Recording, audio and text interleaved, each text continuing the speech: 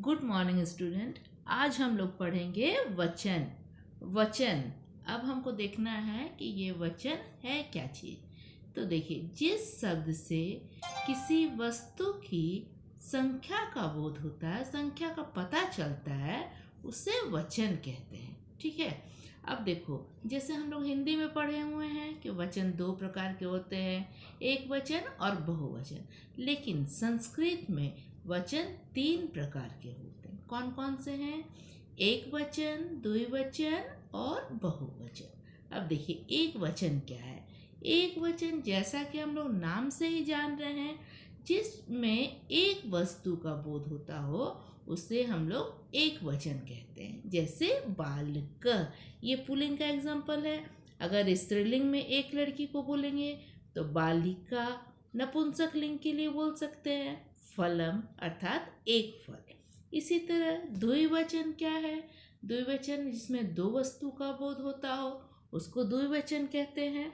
अब दो लड़कों को कहते हैं बालको, दो लड़कियों को बालिके, और अगर दो फल है तो उसको बोलेंगे फले।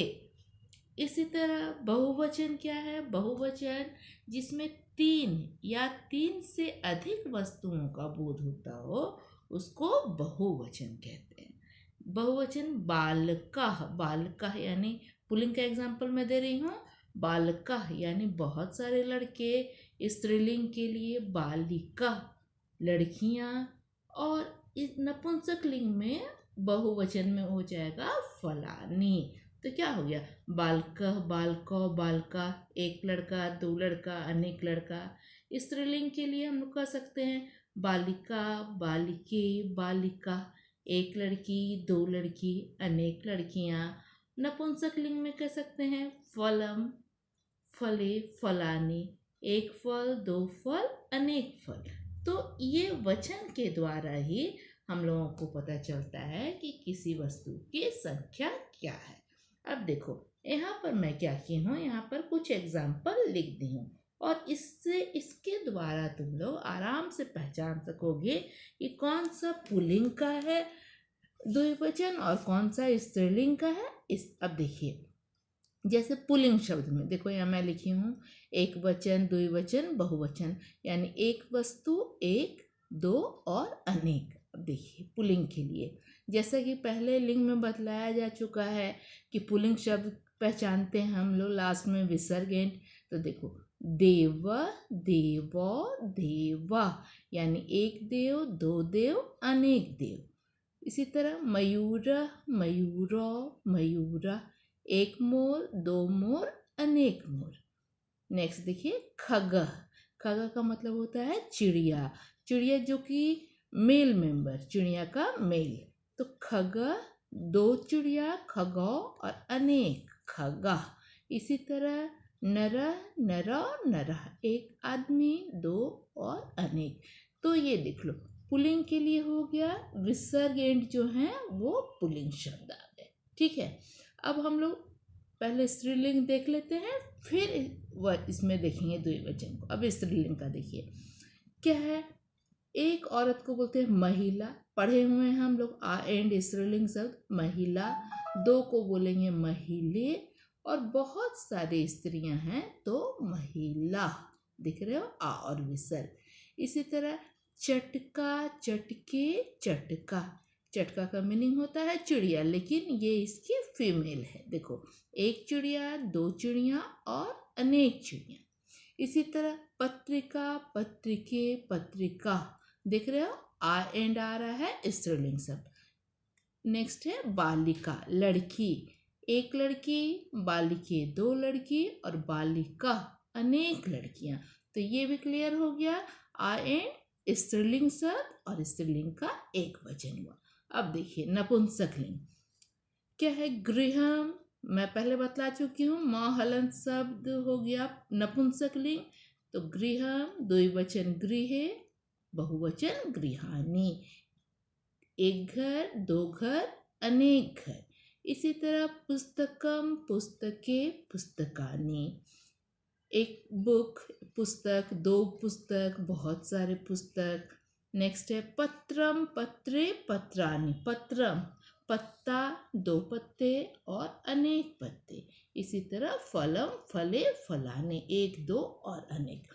अब देखो, हाँ तो अब देखोगे कैसे एक वचन तो एकदम क्लियर है हम लोगों का, जिसमें भी विसर्ग है वो पुल्लिंग का एक वचन, आ की मात्रा है स्त्रीलिंग का एक वचन, और म हलंत है ये नपुंसकलिंग का एक वचन। अब द्विवचन में देखिए सभी, जो भी पुल्लिंग के द्विवचन में एकदम ये ध्यान रखना है औ की मात्रा होगी। पुल्लिंग के द्विवचन में औ की मात्रा, और स्त्रीलिंग और नपुंसकलिंग में एक ही मात्रा होगी। देखो कैसे, महिले है, गृह है, तो अब तुमको दोनों में कन्फ्यूज़न हो जाएगा कि कैसे। पुल्लिंग तो हम लोग क्लियर पहचान लिए कि औ की मात्रा है, लेकिन एक ही मात्रा स्त्रीलिंग और नपुंसकलिंग दोनों में है। तो तुमको इसको पहचानने के लिए क्या करना है, सबसे पहले तुमको इसमें चले जाना है एक वचन में, ठीक है। इसके लिए आप एक वचन में चले जाइएगा। अब महिले है तो महिले का एक वचन महिला होगा, तो ये क्लियर हो गया कि ये स्त्रीलिंग है। इसी तरह ये गृह है, अब गृह का एक वचन क्या हो जाएगा, गृहम हो जाएगा, तो तुम्हें पता चल जाएगा कि ये नपुंसकलिंग है। और इसी तरह पुल्लिंग का बहुवचन तो देख ही रहे हो, इसमें भी तुम ऐसा ही करोगे, इसके एक वचन में जाओगे, क्लियर हो जाएगा ये पुल्लिंग है और ये स्त्रीलिंग है। और नपुंसकलिंग के बहुवचन को पहचानना सबसे आसान है, क्योंकि ये एकदम ही अलग है, दिया हुआ है गृहानी, पुस्तकानी, यानी आनी एंड जो भी शब्द हो वो नपुंसकलिंग का बहुवचन है। तो एकदम इजी वे में हम लोग एक वचन, द्विवचन, बहुवचन कैसे पहचानेंगे। विसर्ग एंड पुल्लिंग का एक वचन, आ एंड स्त्रीलिंग का एक वचन, और म हलंत नपुंसकलिंग का एक वचन। इसी तरह द्विवचन में जहाँ भी औ की मात्रा होगी वो पुल्लिंग का द्विवचन, और एक ही मात्रा यानी स्त्रीलिंग और नपुंसकलिंग दोनों में एक ही मात्रा ही आएगी। और पहचानने के लिए जैसा मैं बतलाई तुम वैसा ही करना। और इसी तरह से बहुवचन में, पुल्लिंग के बहुवचन में आ और विसर्ग, और स्त्रीलिंग में भी आ और विसर्ग ही आएगा।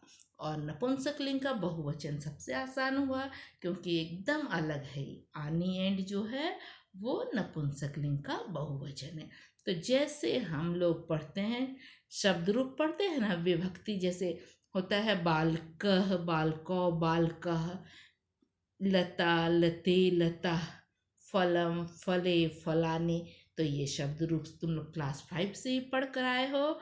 तो ये चीज़ हम लोग कर लेंगे तो आराम से समझ जाएंगे कौन सा एक वचन है, कौन सा द्विवचन है और कौन सा बहुवचन है। तो इस तरह से हम आशा करते हैं कि तुम लोग लिंग अच्छे से समझ गए होगे, और लिंग जो समझ गया होगा वो वचन भी अच्छे से समझ जाएगा, तभी आगे का चैप्टर हम लोग पढ़ सकेंगे। तो आज के लिए इतना ही, धन्यवाद।